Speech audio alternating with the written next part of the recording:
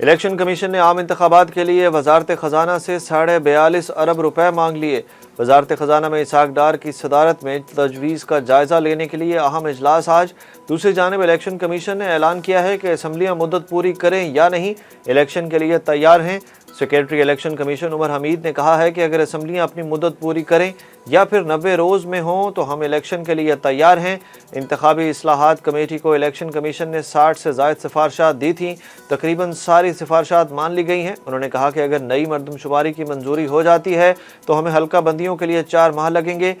اسمبلیاں 12 اگست کو تحلیل ہوتی ہیں تو عام انتخابات 11 اکتوبر تک کرا دیں گے۔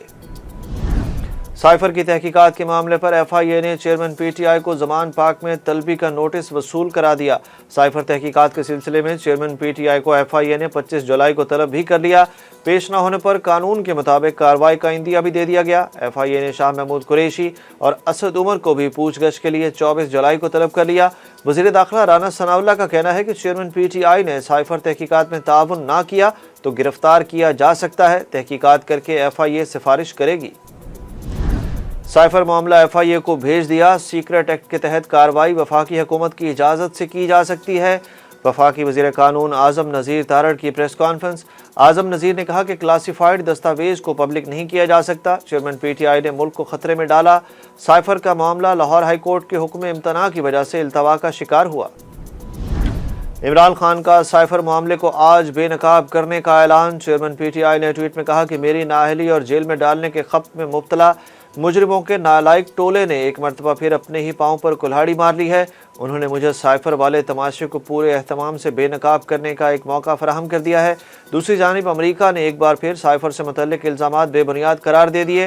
ترجمان امریکی محکمہ خارجہ میتھیو ملر نے بریفنگ دیتے ہوئے کہا کہ جانتے نہیں کتنی ہی بار اس سوال کا جواب دے چکے ہیں، ہر بار ایک ہی جواب دیا ہے کہ یہ الزامات بالکل بے بنیاد ہیں۔ ملک میں 22 جولائی سے پیٹرول نہیں ملے گا۔ پیٹرولیم ڈیلرز ایسوسی ایشن نے بڑا اعلان کر دیا۔ پاکستان پیٹرولیم ڈیلر ایسوسی ایشن نے ڈیلر مارجن نہ بڑھائے جانے پر ہفتہ شام 6 بجے سے ملک کے پیٹرول پمپس غیر معینہ مدت کے لیے بند کرنے کا اعلان کر دیا۔ ایسوسی ایشن کے مطابق ہڑتال طول اختیار کر جانے سے 9 اور 10 محرم الحرام کو صرف 2 روز کے لیے پمپس کھولے جائیں گے۔ ایسوسی ایشن کے عہدیدار عبدالسمیع خان نے کہا ہے کہ موجودہ فی لیٹر مارجن 6 روپے ہے، 5 روپے کا اضافہ کر کے 11 روپے فی لیٹر کا مطالبہ کیا ہے۔ انہوں نے الزام عائد کیا کہ سرکاری سرپرستی میں ایرانی پیٹرول اور ڈیزل کی سرعام سمگلنگ جاری ہے۔ فواد چودھری نے الیکشن کمیشن سے معافی مانگ لی۔ چیف الیکشن کمشنر کی سربراہی میں 4 رکنی کمیشن نے توہین الیکشن کمیشن کیس کی سماعت کی۔ چیف الیکشن کمشنر نے کہا کہ آپ نے الیکشن کمیشن کی توہین کی، آپ کے چیئرمین نے میری اہلیہ کے بارے میں غلط الفاظ استعمال کیے۔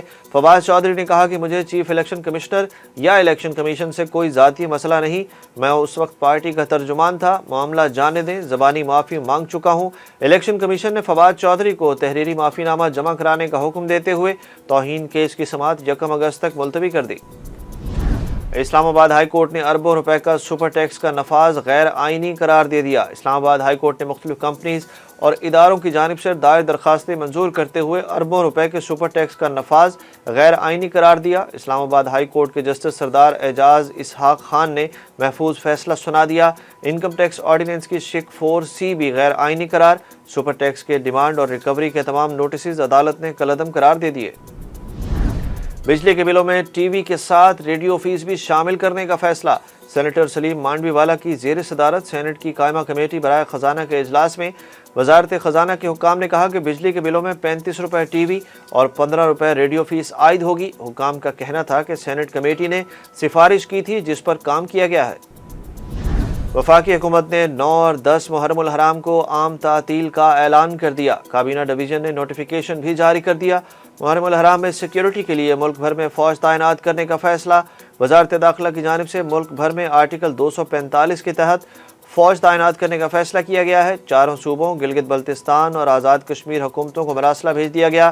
دوسری جانب محکمہ داخلہ سندھ نے کراچی سمیت صوبہ بھر میں دفعہ 144 نافذ کر دی۔ 9 اور 10 محرم الحرام کو موٹر سائیکل کی ڈبل سواری پر پابندی ہوگی۔